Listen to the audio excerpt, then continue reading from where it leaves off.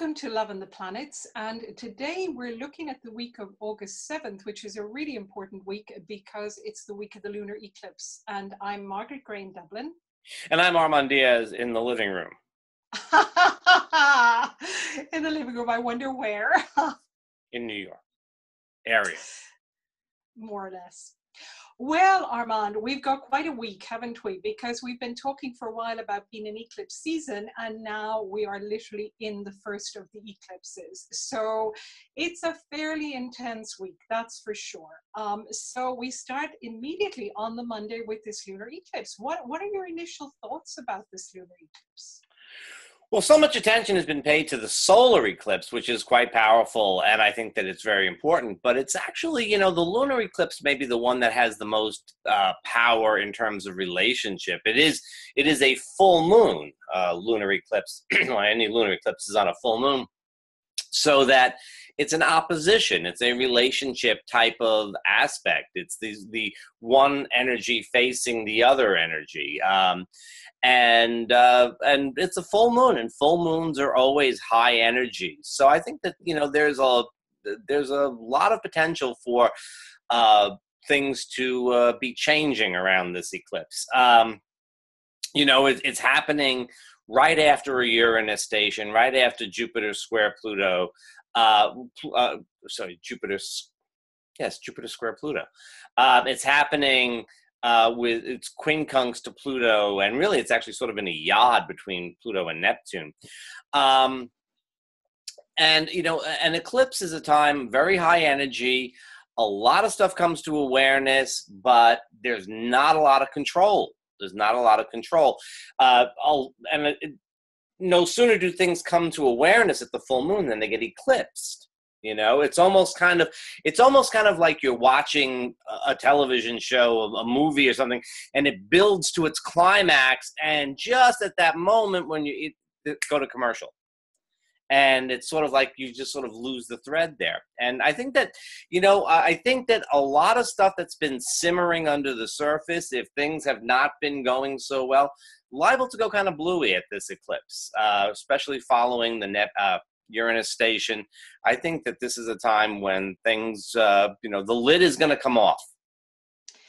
I so agree with you. And I think also another thing to add to that, as you described it, that, usually with the full moon, our emotions are visible. We can kind of feel them. We're aware of them. They're much more open. But with an eclipse, we can't see them. So we can kind of feel there's something amiss, but we can't pinpoint what it is that we're feeling out of sorts.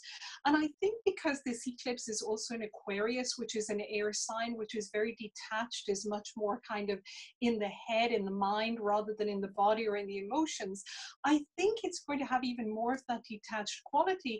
So it can feel very confusing. And I think in relationships, it may be that we feel somewhat detached. And it's not that the detachment is personal to the other person, but it's more that within ourselves, we know that there's a lot percolating, but we can't really pinpoint what it is. So I'd say to be a little bit careful in relationships, not to make assumptions and not to take anything personally at this point in time, because there is so much chaos going on. So, and the other thing that's very important is Mars is conjunct the Sun in this eclipse, opposing the Moon.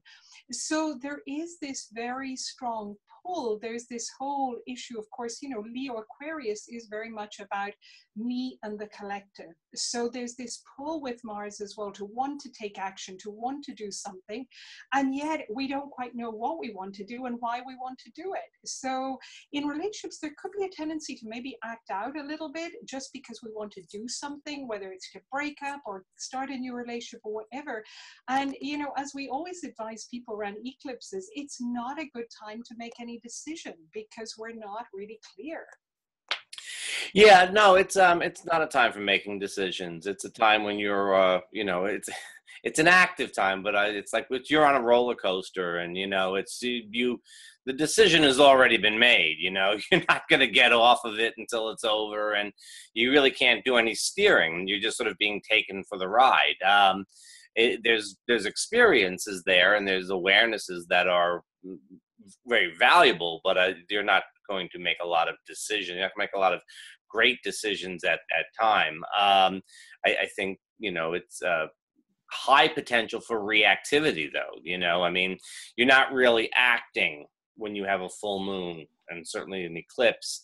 It's a reaction. It's just this kind of emotional, and this is, you know, right after the Uranus station. It's a very sparky. It's a very, you know, even with Mercury about to go retrograde, it's got a real sparky kind of, you know, not mixed up type of energy, unclear information going sort of the wrong way and stuff like that.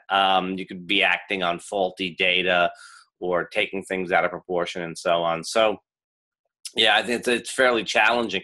As the week progresses, it smooths out a little bit with the Sun trine Saturn, which could be, you know, maybe getting back on the same page.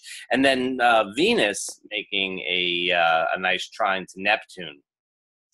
Yes, I think really, you know, the Friday, Saturday are the best days of the week, aren't they? Because that Venus Neptune trine can be a little bit romantic, it can be a little bit gentle, you know, there's, you know, however, on the same day, of course, Mercury goes stationary retrograde. So, you know, we're back into a lot of confusion. And one thing that you had said when we were talking about the eclipse the other day, Armand, that's so important, I think, is, you know, that there is an issue with consciousness, that it's hard to be conscious during a lunar eclipse, during any eclipse, in fact, but particularly with a lunar eclipse.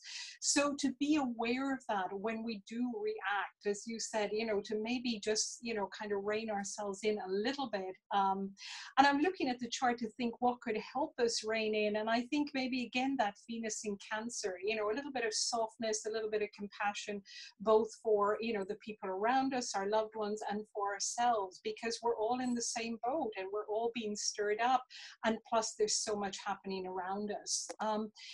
To just also mention that, you know, to look at where this lunar eclipse falls, both in your individual chart, particularly if it's in the houses of relationships, like the 5th or the 7th or the 8th house of the natal chart, or of course where it falls in the composite chart of a relationship, because that's where it's more likely to be activated. So that's pretty important around relationships right now.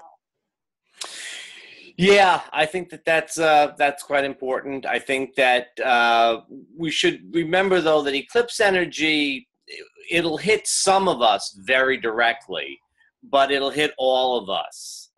It's, you know, it's a thunderstorm, and, you know, if you've got the lightning rod up there, it'll hit the lightning rod. But, you know, everybody else, you know, you still got a thunderstorm. You still got something going on. So, all right, have a good one. Thank you. You too, Armand. Bye-bye.